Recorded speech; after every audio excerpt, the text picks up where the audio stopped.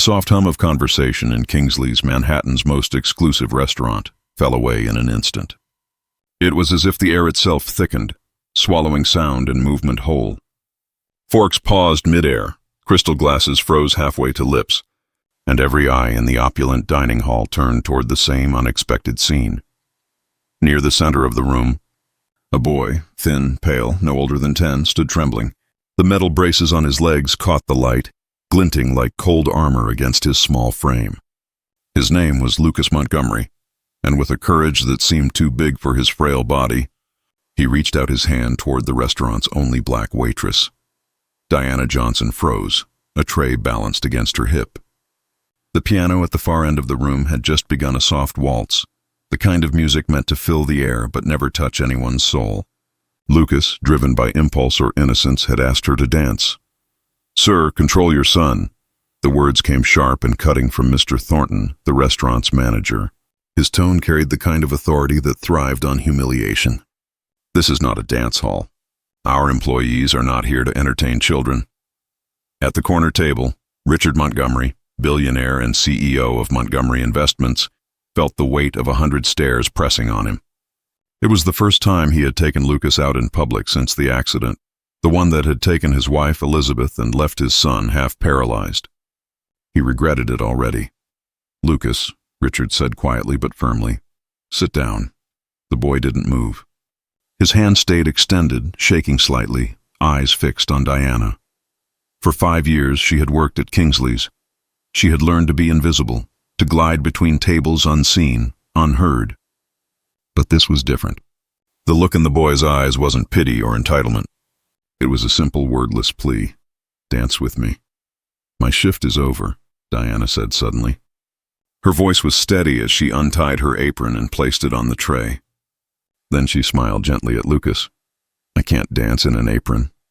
Gasps whispered across the tables. Richard stood sharply. "What do you think you're doing?" "I'm accepting an invitation, sir."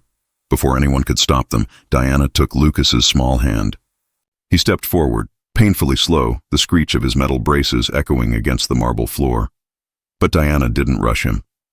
She moved with him, one step at a time, her posture poised yet humble.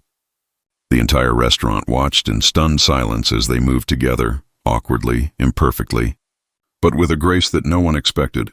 A woman at a nearby table whispered, "She'll be fired tomorrow." Richard didn't answer. He couldn't. A memory had surged up unbidden. Elizabeth, his wife, twirling with Lucas in their living room before the accident. Her laughter had filled the air, and she'd said, "It's not about perfection, Rich. It's about connection." Now, as he watched his son lead this woman in hesitant steps, he realized what she meant. Lucas's fear was melting into focus, his shame into pride. For the first time in 2 years, he wasn't being helped. He was leading. When the brief dance ended, Diana knelt slightly and said, "Thank you for asking me out." It was an honor. The room was still as she turned to leave, but Richard's voice stopped her. "Wait, what's your full name?" "Diana Johnson, sir." He repeated it slowly, memorizing it. "My office." "Tomorrow at 10. Diana's hand trembled slightly as she took the card he extended, but her expression remained calm. "Dad," Lucas whispered as she walked away, "why did you do that?" Richard had no answer. All he could do was watch his son, really see him for the first time in a long while. The next morning, sunlight poured across the polished floors of Montgomery Tower, turning glass and steel into a prism of wealth. Diana stood at the entrance wearing her best navy blue skirt and white blouse, the outfit carefully ironed and still smelling faintly of detergent. "Diana Johnson to see Mr. Montgomery," she said. The receptionist's eyes flicked over her, cold and assessing. 18th floor. "Miss Winters will escort you." Inside the elevator, Diana exhaled slowly, holding her purse close. Not fear, resolve. She had faced worse. Miss Winters, Montgomery's assistant, was a precise woman in her 40s with a look that could cut glass. "Mr. Montgomery is in a conference call," she said coolly. "Follow me." As they walked through the executive offices, Diana felt curious glances brush over her like invisible threads. "A black woman here was as unusual as silence on Wall Street. He had you fired, didn't he?" Winters asked casually once they were alone. "It happens. Powerful clients call, and people like you lose their jobs." People like me? Diana asked quietly. You know what I mean. Employees who don't know their place. And where exactly would that be? Before Winters could reply, her phone buzzed. He'll see you now. Richard Montgomery's office was vast, its windows stretching floor to ceiling with Manhattan sprawling below. He turned as she entered, his face a study in control. Miss Johnson, he greeted. Please sit. The silence that followed was deliberate, a power play. Diana didn't flinch. Do you have a background? He asked finally. Excuse me? Education. College. Bachelor's in Child Development from NYU, she said evenly. Master's in Special Education, incomplete. He blinked. And yet you work as a waitress. I work 3 jobs, Mr. Montgomery. The restaurant, a bookstore, and tutoring when I can. Bills don't care about resumes. Richard hesitated, then opened a folder. Inside were photos and documents. I did some research on you. You founded something called Freedom Steps 6 years ago, a dance program for children with disabilities. I co-founded it, Diana corrected. With my sister. It's about to close, he noted. Yes, she said quietly. Lack of funding. I didn't bring you here to offer charity, he said. I want you to work for me as a therapeutic companion for Lucas. Diana blinked. I'm not a nurse. I have all the specialists money can buy. But what you did last night. His voice faltered. It was the first time I've seen him smile since the accident. It was just a dance, Mr. Montgomery. He shook his head. No, it was something I can't explain. I can, Diana said softly. He was leading. Richard looked up sharply. I'll pay you 5 times what you make now, he offered. No, he stared. You're refusing me. I don't work for people who see my color or social class before my capability, she said. And I don't work for people who think they can buy healing. That's pride. No, she said simply. That's dignity. As she reached the door, she turned. Your son doesn't need more experts. He needs space to lead his own life. You don't know my son? No, she agreed. But I know cages, especially the invisible ones. She placed a card on his desk. Freedom Steps, Tuesdays and Thursdays, 4 p.m. If you'd like to bring Lucas, the first class is free. The following week, a silver Bentley pulled up in front of the community center. Inside sat Richard Montgomery, frozen behind the wheel, and Lucas in the back seat, staring out at the children playing near the entrance. He's not coming in, Diana's sister Zoe whispered. Don't underestimate a determined son, Diana replied with a knowing smile. Moments later, Lucas's door opened. The boy stepped out slowly, adjusting his braces. And to everyone's shock, his father followed. Freedom Steps was no gleaming studio. It was an old warehouse filled with laughter, music, and the hum of life. Posters read, "Every move counts and your rhythm, your rules."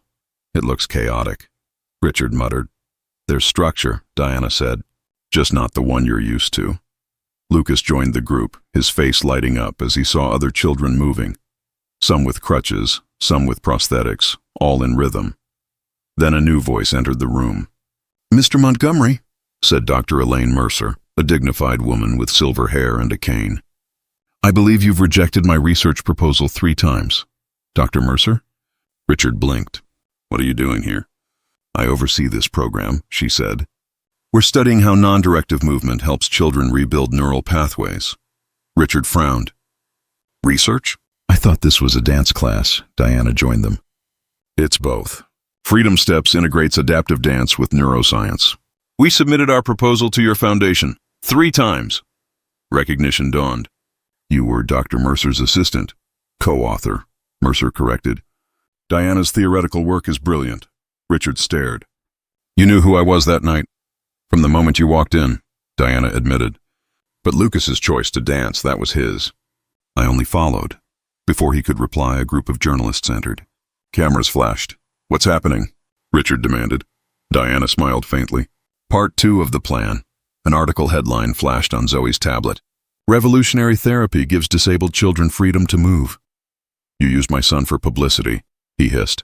I used an opportunity you ignored, she said calmly. 3 times. Then a shout broke the tension. Lucas! They turned. The boy stood in the center, one brace unbuckled, wobbling, but standing. The room fell silent. He took a deep breath and stepped forward, unaided. Just one step. But his own, the children cheered. Cameras clicked. Richard's composure shattered. Tears filled his eyes. That, Diana whispered, is why we do this. Weeks later, Richard stood before the press again. Cameras flashed, microphones thrust forward. "Mr. Montgomery," a reporter asked, "is it true your foundation rejected Freedom Steps 3 times?" Richard looked at Lucas, who was smiling at him from across the room. Then quietly, he said, "You know what's hardest for someone in my position?" "Admitting when we're wrong," a murmur spread through the crowd. "The Montgomery Foundation will fund Freedom Steps for the next 5 years and build a permanent rehabilitation center led by Ms. Johnson and Dr. Mercer." Gasps filled the room. Diana stared, speechless. "On one condition," Richard added, "that she retains full autonomy.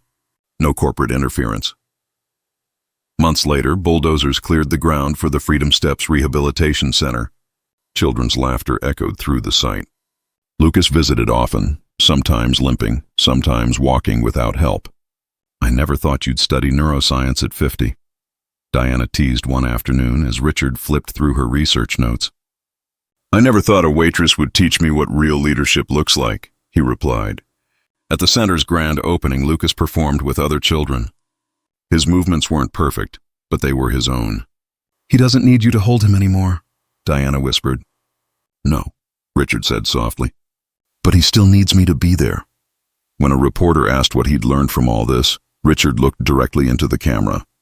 "That true leaders," he said, "aren't the ones who guide others down the path they choose, but the ones who have the courage to follow when someone shows them a better way." And somewhere in the audience, Diana smiled because she already knew that sometimes the smallest steps, led by the smallest feet, can change the biggest lives forever.